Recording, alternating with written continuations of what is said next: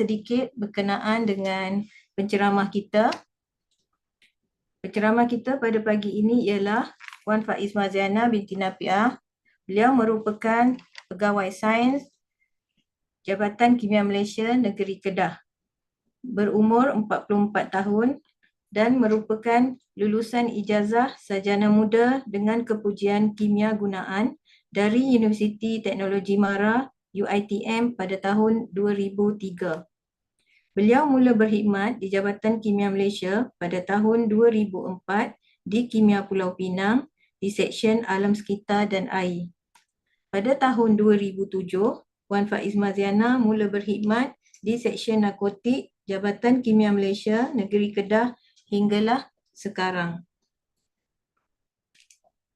Tanpa melengahkan masa, saya ingin menjemput Puan Faiz Maziana untuk memberikan talk beliau. Dipersilakan Puan. Okey, Assalamualaikum warahmatullahi wabarakatuh. Boleh dengar ke?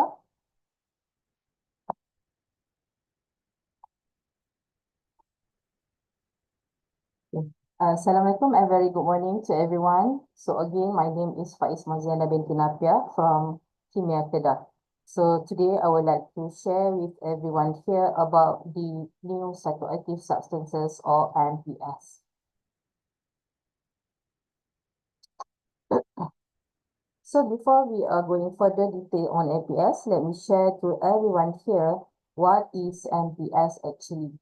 So United Nations Office on Drugs and Crime and ODC use the term new psychoactive substances NPS, which are defined as substance of abuse either in a pure form or a preparation that are not controlled by 1961 Single Convention on Narcotic Drugs or the 1971 Convention of Psychotropic Substances, but which may pose a public health threat.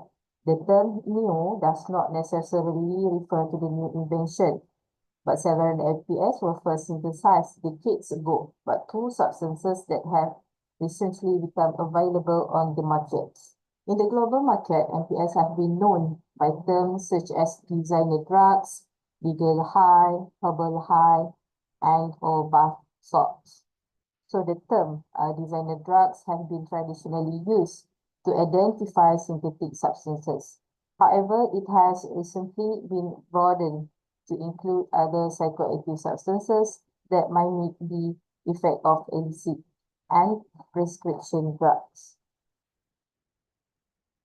They are produced by introducing slight modification to the chemical structure of controlled substances to circumvent drugs control. So what are the risks of NPS actually? So the use of NPS is often linked to the health problem. So in general, side effects of NPS range from serious to agitation, aggression, acute psychosis, as well as potential development of dependence. NPS users has frequently been hospitalized with severe intoxication.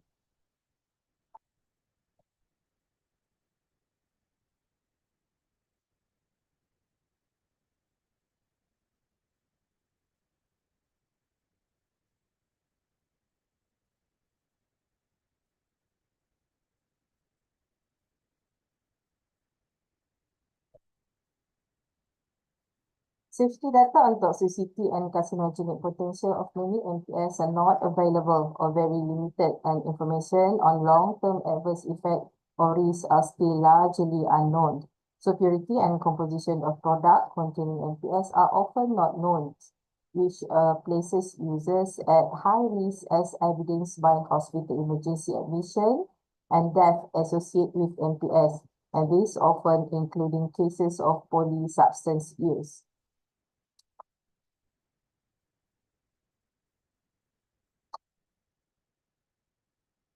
So how widespread are NPS? So NPS has become a global phenomenon with 141 countries and territories for all regions of world having reported one or more NPS. So generally, NPS were reported in the US 551 substances, United Kingdom 400 substances compared to Japan 379, China 221, Singapore 142, South Korea 99, Malaysia 41 and Taiwan 55. But up to November 2023, 1,230 and more substances have been reported to the UN Odyssey Early Warning Advisory AWA on NPS by governments, laboratories, and partner organizations. So NPS available on the market have similar effect as substance under international control, such as cannabis, cocaine, heroin, LSD, MDMA, ecstasy, or methamphetamine. So looking at the effect of synthetic NPS that have been reported until November 2023, the majority are stimulants. So followed by the synthetic cannabinoid receptor agonists and classic hallucinogen, with a notable increase in synthetic opioids in recent years.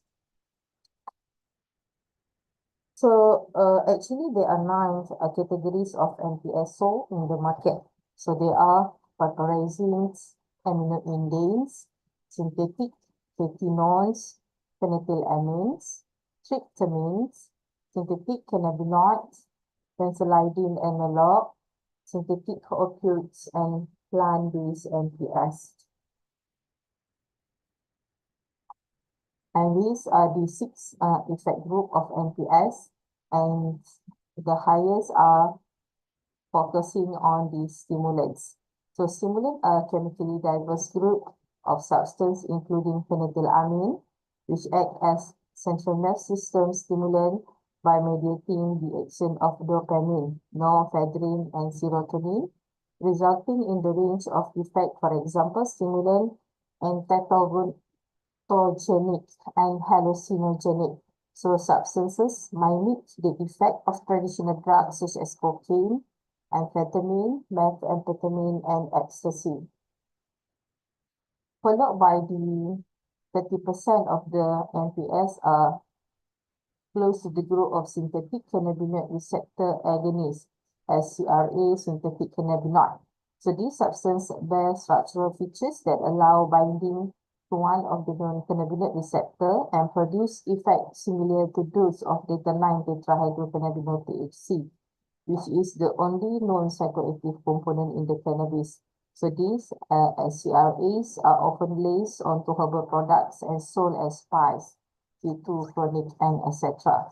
And then there are also classic hallucinogens,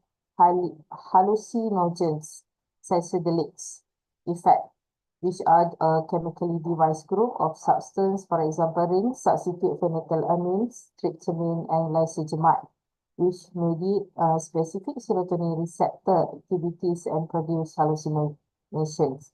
So substance in this group might mimic the effect of traditional drugs such as 2CB, LSD, and DMT, but it may also possess a residual stimulant activity, for example, 25C and bombs. And it also followed by the opiate effect, which are chemically devised group of substance, for example, fentanyls, derivative of opiates, which are central nervous system depressant. So they bear structural features that allow binding to specific opioid receptor, so resulting in morphine-like effect, for example, analgesia.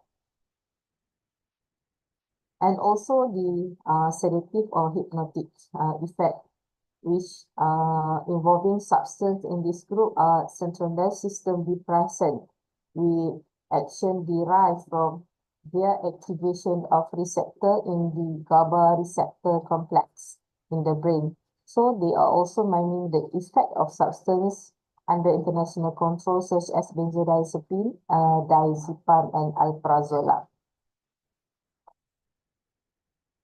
And there are also effects on dissociative, whereby this substance from a class of hallucinogens with modulate effect at the N-methyl aspartate and MDA receptor in the brain and produce feeling of detachment and dissociation from self and the environment. So the substance in this group include the control substance benzylidine, PCP, and ketamine.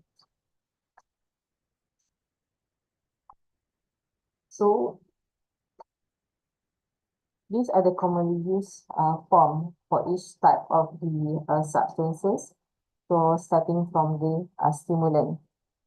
So on the illicit market, these stimulant substances are normally encountered in orally active solid dosage form, for example, powder or paste, and it can be insufflated or inhaled, swallowed, often wrapped in cigarette paper known as bombing, and then smoked, and less commonly injected or used rectally. So the substance for the opioids effect. So these substances, the most common routes of administration, for example, fentanyl can be injected, snorted, or sniffed, smoked, and taken orally by pill or tablets and spat into the blotter paper. And it also mixed with other substance and smoked or taken by intranasal or intravenous routes.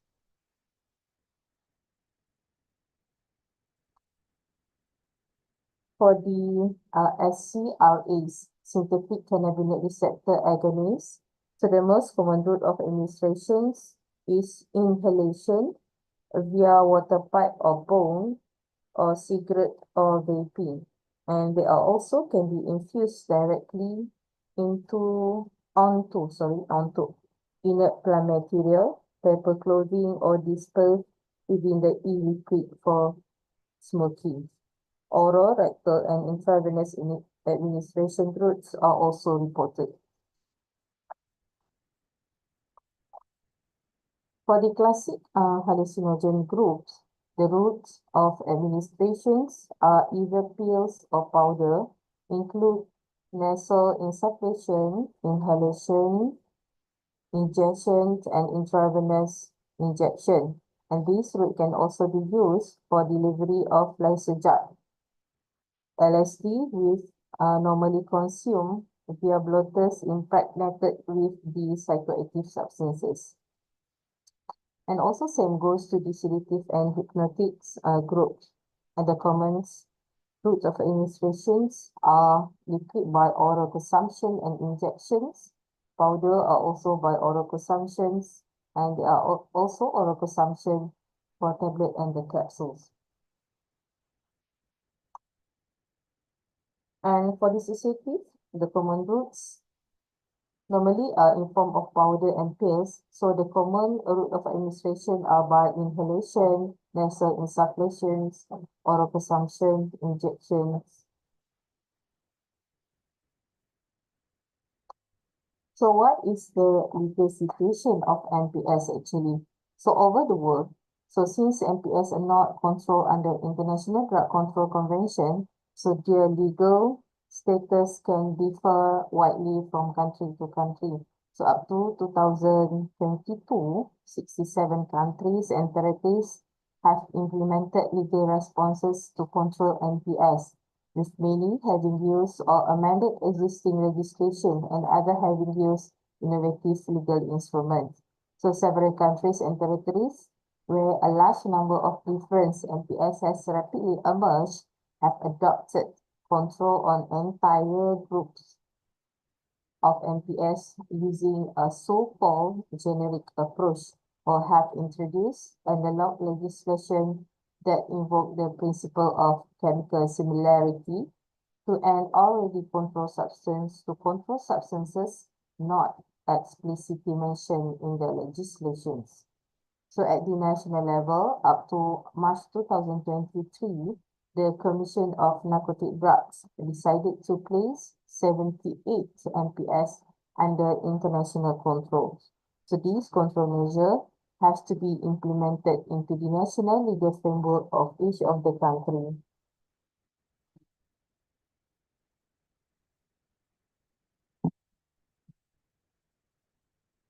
So these are substances are placed under international control, specific for the synthetic cannabinoid receptor agonist. So if you can see here, there are more than 20 substances. So under synthetic cannabinoid receptor agonists had been listed under international control. And this because this group of substances are particularly innovative, dynamic and evolving groups.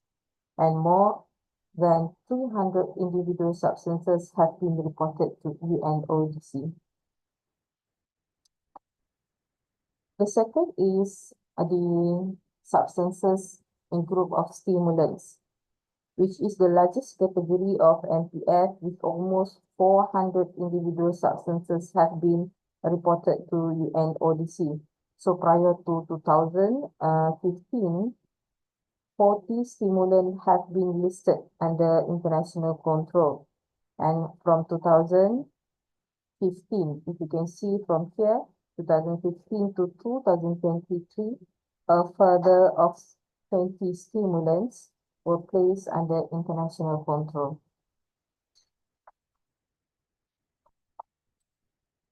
So before the global emergence of NPS, there were almost 120 opioids under international control.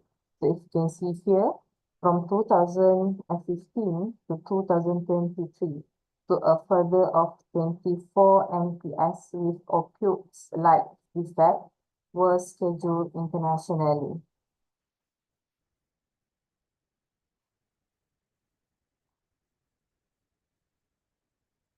For sedatives, numerous benzodiazepines have been synthesized for use as pharmaceutical, and more than 40 have been placed under international control.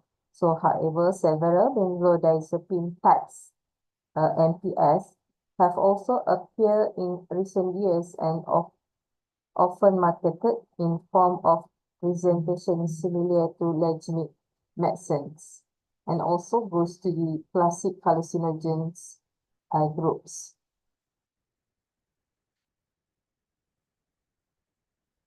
So, scenario in Malaysia. So, in several, NPS have been placed under Akta Dadah Berbahaya 1952 and also under Akta Racun 1952. So here I just put some example of these substances that listed under Akta Dadah Berbahaya 1952. So these substances that I listed are actually taken, updated according to PUA 53/2023. So I take it from first schedule, section 211, bracket 1 and 17, bracket 3. So these are in the same group, which is ADB Chiminaka, MAB Chiminaka, ADB Fubinaka, AB Chiminaka, AB Pinaka, and Chimin 4CN Naka. So I also list some of the example of the substances that also listed under Akta Racun 1952. Actually, there are more, but I just put some of it in here as a reference. So for Akta Racun 1952, there are TFMPP, trifluoromethyl-phenylpiperazines, 5F Apinaka, and Apinaka.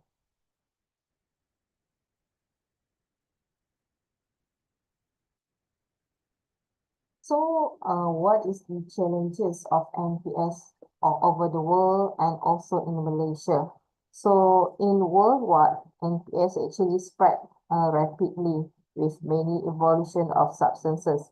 So, therefore, so many challenges occur, especially we are having difficulty in obtaining prevalence data of national NPS data, and also we are having a difficulty in classifying NPS legal status, especially involving the substances with many isomers. And we are also having difficulty because of the limited laboratory testing capacity. So in Malaysia, especially us in Jabatan KIMIA Malaysia, we normally use instrument GCMS and also GCFTIR in determining the NPS. But for the common MPS, we can use the GCMS.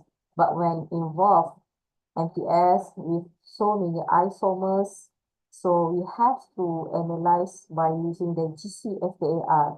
However, GCFAR in KIMIA Malaysia, we only have one in Malaysia. So all over the state, we have to proceed their sample to Jabatan KIMIA Malaysia HQ for the analysis. And lastly, the challenges of MPS are currently there are no treatment protocol developed.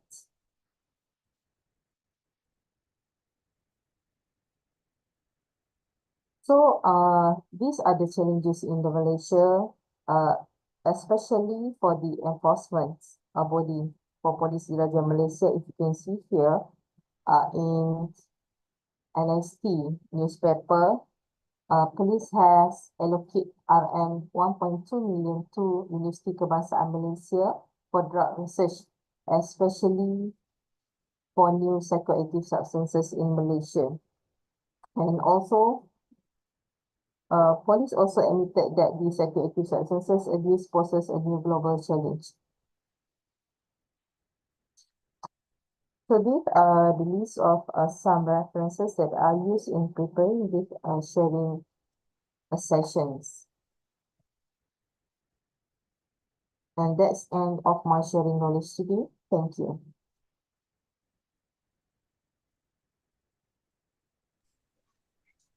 Terima kasih Puan Faiz Maziana atas perkongsian ilmu sebentar tadi.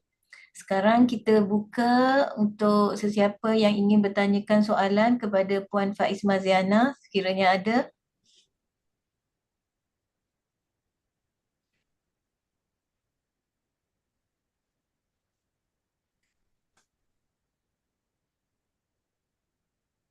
Ada apa-apa soalan yang ingin ditanyakan?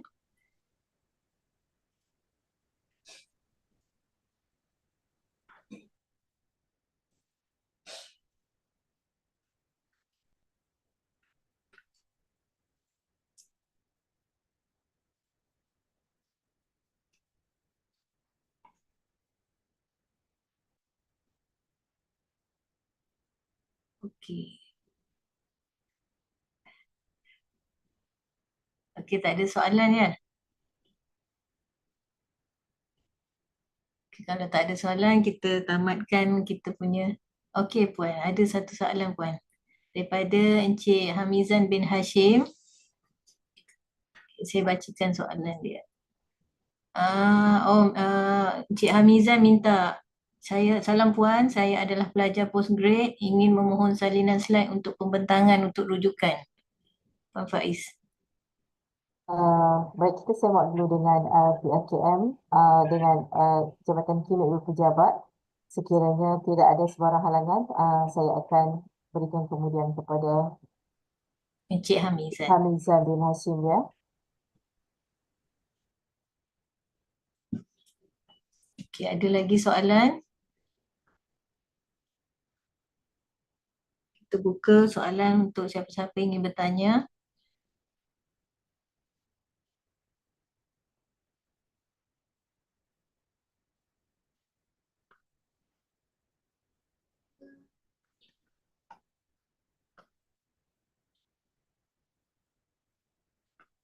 Okey, sekiranya tak ada soalan, kita tamatkan KIMIA Talk pada hari ini. Terima kasih kepada para pendengar dan terima kasih juga kepada Puan Faiz Maziana, penceramah kita pada hari ini. Okey, dengan itu ditamatkan. Assalamualaikum warahmatullahi wabarakatuh. Sekian, terima kasih. Waalaikumsalam warahmatullahi wabarakatuh. Terima kasih semua.